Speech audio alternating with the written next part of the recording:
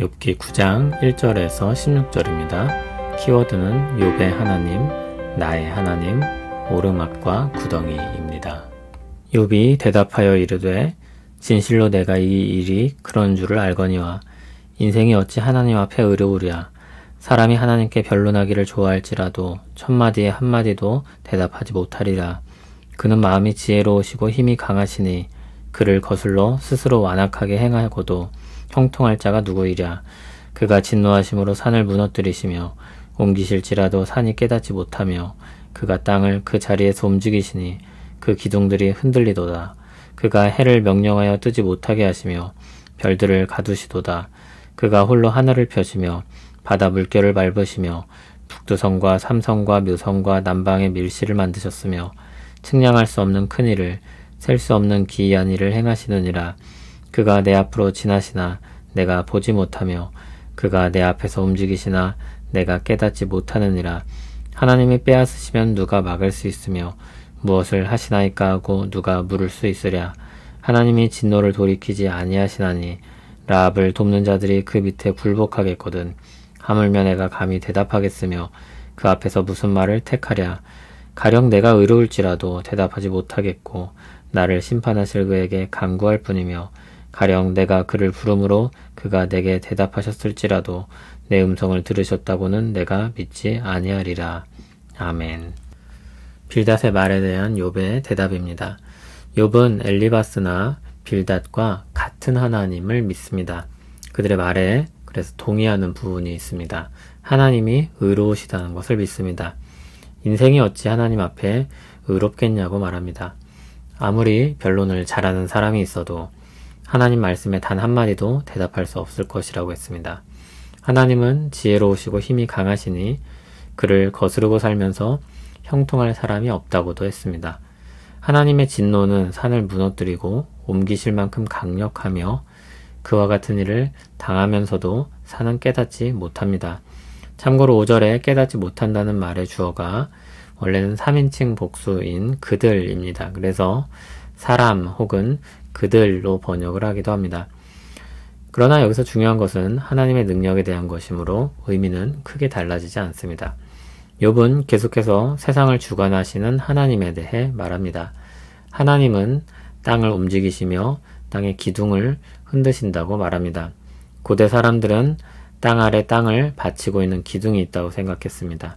그 모두를 주관하시는 것입니다. 그뿐만이 아니라 해, 별들, 하늘, 바다, 북두성을 비롯한 큰 별들도 주관하십니다. 5절에서 9절은 하나님의 능력과 주권을 아주 높이 들어 강조합니다.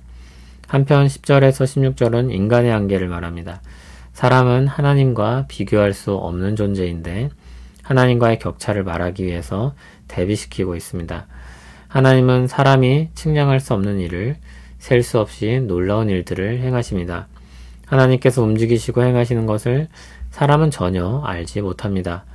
하나님이 빼앗으시는 것을 아무도 막을 수 없으며 왜 그러시냐고 물을 수도 없습니다. 하나님의 진노는 돌이킬 수 없으며 라합을 돕는 자들은 굴복하게 될 것이라고 했습니다. 라합은 신화 속 바다 괴물을 뜻합니다. 또는 그에 상응하는 악한 세력을 가리킵니다.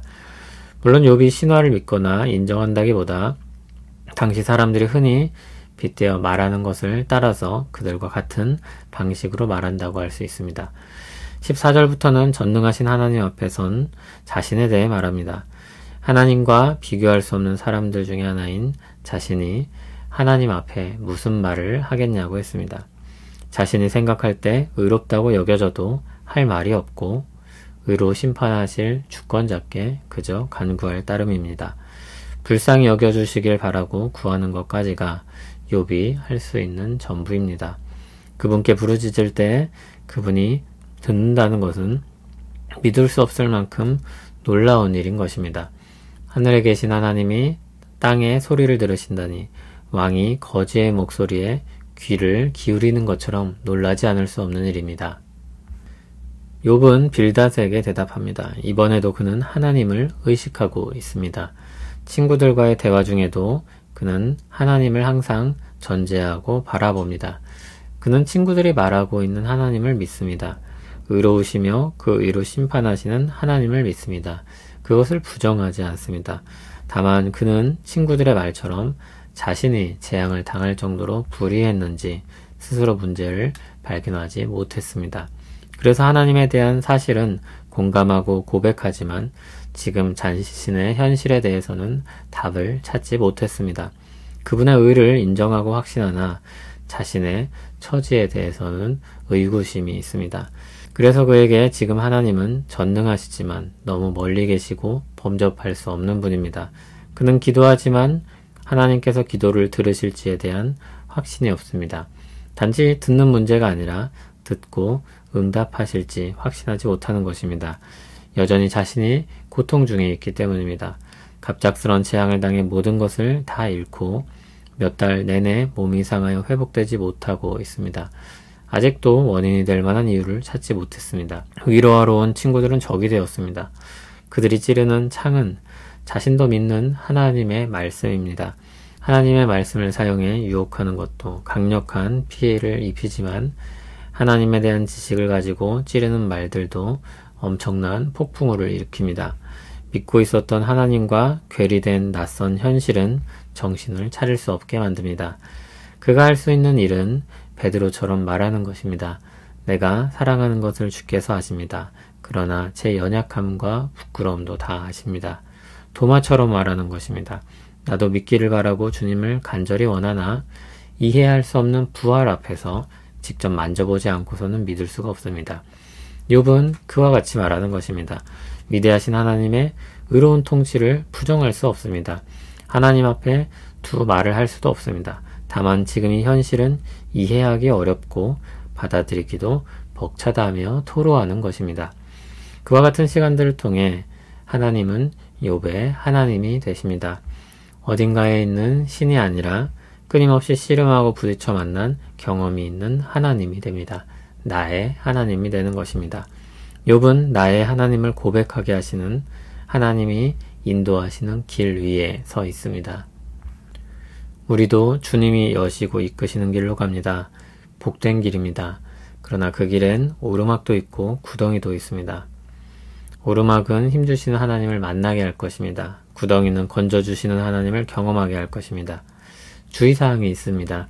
어느 구간은 욥과 같이 이해하지 못한 채로 얼마를 가야 합니다. 그 구간이 참으로 고될 것입니다. 홀로 가는 길처럼 느껴져서 그 구간은 너무나도 힘이 들 것입니다. 그러나 우린 약속의 말씀을 가지고 있습니다. 주께서 우리와 항상 함께 하신다는 약속이 있습니다.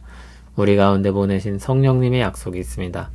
택하여 부르신 은혜의 말씀이 있습니다. 주님은 우리에게 감당할 시험들을 주실 것입니다. 피할 길을 내서 감당하게 하실 것입니다. 그리고 그 모든 시간들을 통해 우리가 나의 하나님을 만나고 고백하게 하실 것입니다. 나의 주, 나의 하나님, 주님을 사랑합니다. 담금질과 같은 고된 시간들을 통해 주의 은혜를 더 깊이 경험하게 하시고 주의 사랑은 더 풍성히 누리게 하옵소서. 욥의 하나님이 아니라 나의 하나님이 되게 하옵소서. 주의 날개 아래 그 그림자 가운데 살게 하옵소서. 예수님 이름으로 기도합니다. 아멘.